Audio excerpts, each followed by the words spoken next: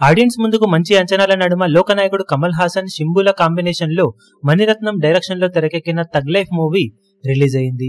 మరి సినిమా ఎలా ఉంది, ఎంతవరకు అంచనాలను అందుకుందో తెలుసుకుందాం పదండి. ముందుగా కథ పాయింట్ విషయానికి వస్తే, గ్యాంగ్స్టర్ అయిన కమల్ హాసన్ కి అనుకోకుండా దొరికిన ఒక బాబును పెంచుకొని తనలాగే పెద్ద గ్యాంగ్స్టర్ ను చేస్తాడు. ఈ క్రమంలో అంచెలంచెలుగా ఎదిగిన ఆ కుర్రాడికి తండ్రి లాంటి కమల్ హాసన్ కి మధ్య అనుకోకుండా గొడవ జరుగుతుంది.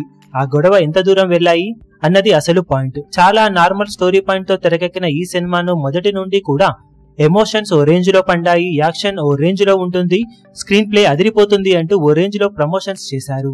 ఇదంతా నమ్మి థియేటర్ కి వచ్చిన ఆడియన్స్ కి ఒక నార్మల్ స్టోరీ పాయింట్ తో తెరకెక్కిన తగ్ లైఫ్ చాలా సాదా సీదా సినిమాలా అనిపిస్తుంది. కమల్ హాసన్ తన పర్ఫార్మెన్స్ తో సినిమాను నిలబెట్టే ప్రయత్నం చాలా చేశాడు, కానీ మణిరత్నం అందించిన కథా డైరెక్షన్ సినిమాకు మేజర్ డ్రాబ్యాక్ గా మారడంతో ఎక్కడా కూడా పెద్దగా ఇంపాక్ట్ ను చూపించలేకపోయింది సినిమా. ఓపెన్ అవ్వడం ఫ్లాష్ బ్యాక్ ఎపిసోడ్స్ తో ఓపెన్ అయ్యి అసలు కమల్ హాసన్ ఎలా ఎదిగాడో చూపెడుతూ శింబు, నాజర్ మరియు త్రిషలతో తన బంధం గురించి పర్వాలేదనిపించే విధంగా చెప్పగా, అసలు కథ స్టార్ట్ అవ్వడానికి టైం పట్టగా టేక్ ఆఫ్ తర్వాత ఇంటర్వెల్ వరకు బాగానే సాగిన సినిమా తర్వాత సెకండ్ హాఫ్ లో గాడి తప్పింది. చాలా స్లో నరేషన్ తో సాగిన సినిమా కొన్ని చోట్ల సహనానికి పరీక్ష పెట్టింది. కమల్ హాసన్ తన వరకు ఎంత ట్రై చేసినా కథలోనే దమ్ము లేకపోవడంతో ఎంత చేసినా అది వృధా అయిపోయింది. ఇక శింబు రోల్ కొంచెం ఓవర్ గా అనిపిస్తుంది, అలాగే తన గెటప్ కూడా పెద్దగా సెట్ కాలేదు అనిపించింది.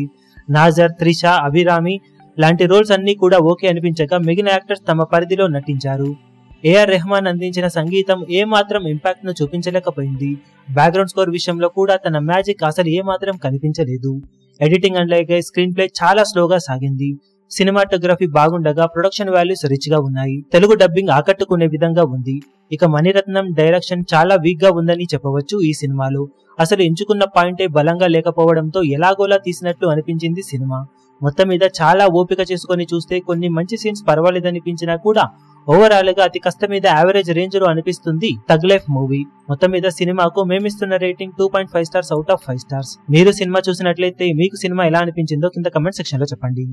ఈ వీడియో మీకు నచ్చినట్లయితే లైక్ చేయండి, షేర్ చేయండి, ఛానల్ ను సబ్స్క్రైబ్ చేయడం మాత్రం మరవకండి. ఏ చిన్న అప్డేట్ ను మిస్ అవ్వకూడదు అనుకుంటే బెల్ ఐకాన్ ను ప్రెస్ చేయండి.